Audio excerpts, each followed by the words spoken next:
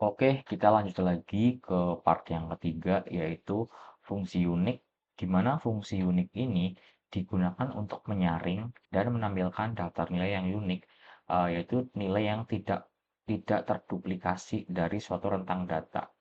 Nah, sintaksnya adalah sama dengan unique, terus range-nya. Nah, di sini sintaksnya adalah sintaks dasar, teman-teman.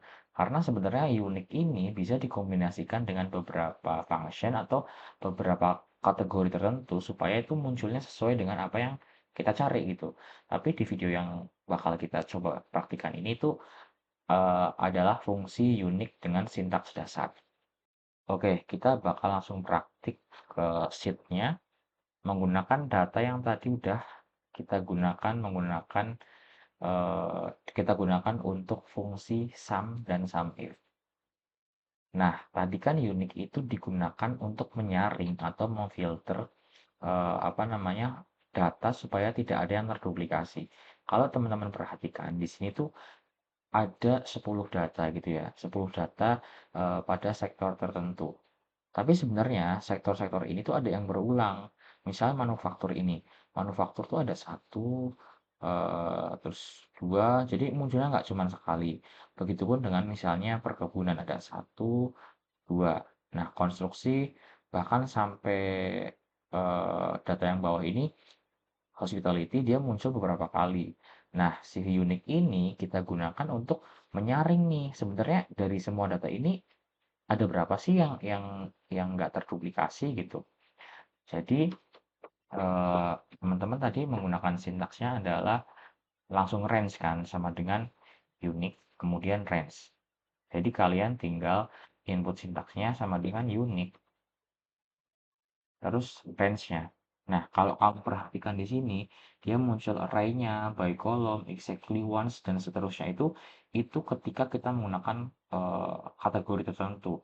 Tapi apa, aku kan tadi udah bilang kalau yang bakal kita praktekkan ini adalah sintaks dasarnya. Jadi tinggal teman-teman input aja nih si range-nya ini dari C13 sampai dengan C22. Kemudian kalian enter. Nah, muncullah nilai ini. Jadi, cara ngebacanya adalah dari 10 data ini, ternyata tuh sebenarnya terdiri atas cuman dari 5 sektor loh gitu. Nggak 10 sektor. Karena masing-masing sektor ini ternyata di sini berulang. Nah, si si unique ini berfungsi untuk menyaring nilai-nilai yang tidak terduplikasi.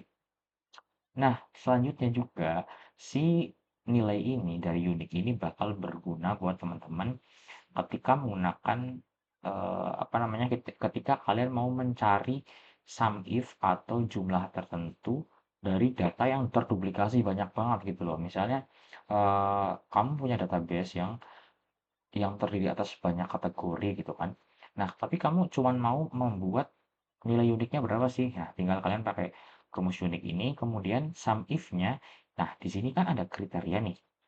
Perhatikan ya, bagian kriteria ini yang aku kasih warna merah deh. Nah, si kriteria ini bisa kita gantikan menggunakan hasil nilai uniknya gitu. Buat buat apa namanya gambaran nih, langsung kita praktikkan. Misalnya, eh, ini kan udah muncul nih nilai-nilainya. Di sini kamu mau mencari nilai sum if-nya, nilai sum if dari masing-masing kategori yang ada di sini. Kita kasih deh sini sektor. Masih ingat ya, sintaksnya adalah range, kriteria, dan sum area. Di mana eh, kalau range-nya tetap pakai ini, C13 sampai dengan C22. Bedanya, kriterianya teman-teman pakai ini. Klik manufakturnya, kemudian sum areanya yang ini. Yang mau kita cari jumlahnya itu yang ini kan.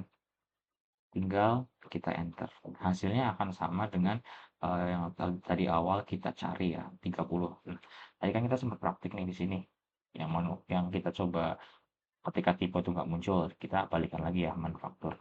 Itu bakal muncul 30. Nah, dari sini kan udah ada contoh satu nih. Sebetulnya bisa kalian langsung drag teman-teman. Kalian langsung drag ke sini nih. Dia bakal muncul masing-masing value-nya.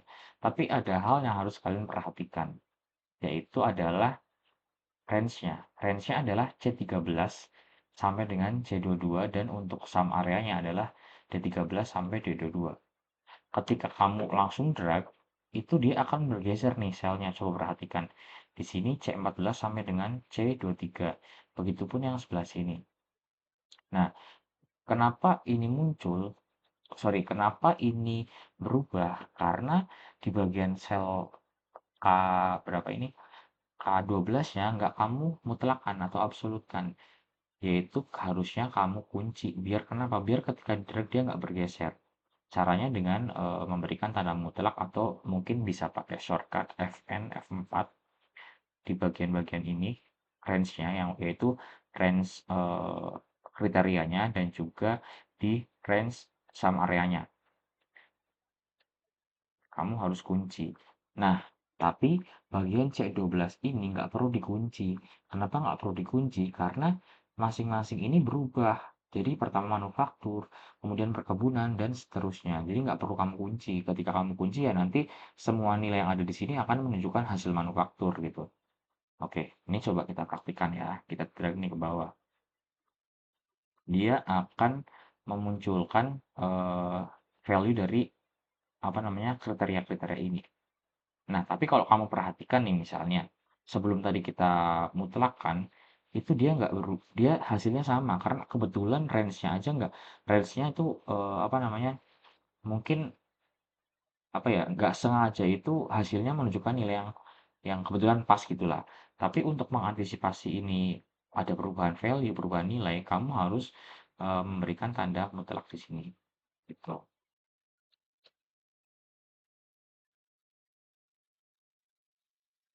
Oke, jadi harus teman-teman lock ya di sini.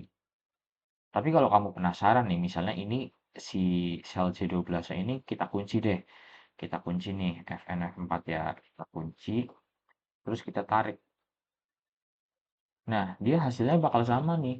Padahal kan sektornya beda ya, tapi value-nya sama. Karena di sini kamu kunci nih nilai dari sel C12-nya. Harusnya nggak usah dikunci karena eh, si kolom, sorry, si sel C12 ke bawah ini dia kriterianya beda-beda gitu. Kayak di sini udah kita dapat masing-masing nilai sum if-nya. Tadi kita udah belajar shortcut sum, yaitu pakai alt plus sama dengan. Nah, otomatis muncul nilai sumnya berapa.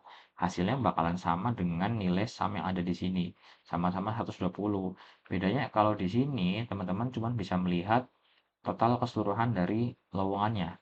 Nah, kalau pakai rumus sum if ini, gabungannya sama unique, kita bisa mencari atau mengetahui masing-masing sektor sebenarnya ada berapa sih lowongannya gitu loh. Oke, kalau misalnya teman-teman pernah dengar pivot gitu ya, pivot table, itu sebenarnya kita tinggal pakai fitur pivot table untuk mengetahui masing-masing dari sektor ini bakal muncul dia. Tapi karena sekarang konteksnya kita sedang belajar logika basic function, makanya kita menggunakan rumus sum if. Kalau nanti teman-teman mungkin udah di level menengah atau level tingkat atas menggunakan Microsoft Excel ini, mungkin kalian bisa explore lebih tentang pivot table. Jadi sekian ya guys, pembahasan kita pada video kali ini, yaitu rumus sum, sum if, dan unique. Semoga bermanfaat ya guys. Sampai jumpa di video berikutnya.